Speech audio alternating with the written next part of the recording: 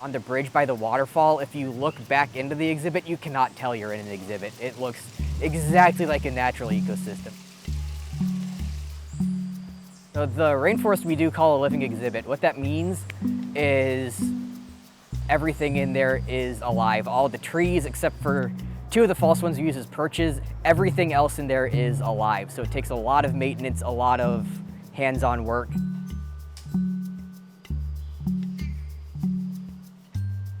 Basically, everything is interconnected with them. Without the plants, the animals aren't going to do as well. Without the animals, the plants don't do as well.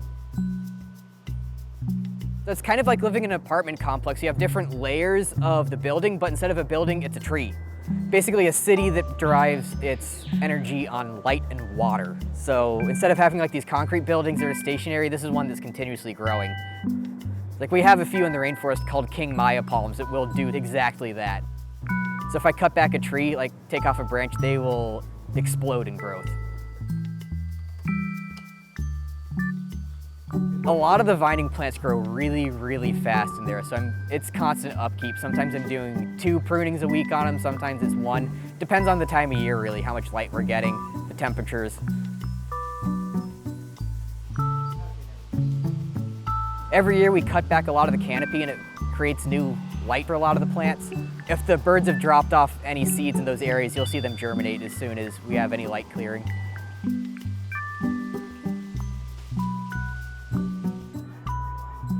The living exhibits are absolutely beneficial for the animals. With the actively growing environments, you get the dynamic change, slow but steady dynamic change that they would experience in the wild. It does provide some challenges, very set limitations about what I can do with the plants, but it provides an amazing challenge in different ways to think about how to take care of the plants. Ferns to trees to anthuriums, aroids, pipers, which is where pepper comes from, bananas as well, cacao, where chocolate comes from, vanilla. It's a hugely diverse ecosystem. Say 160 species right now. That's quite a bit.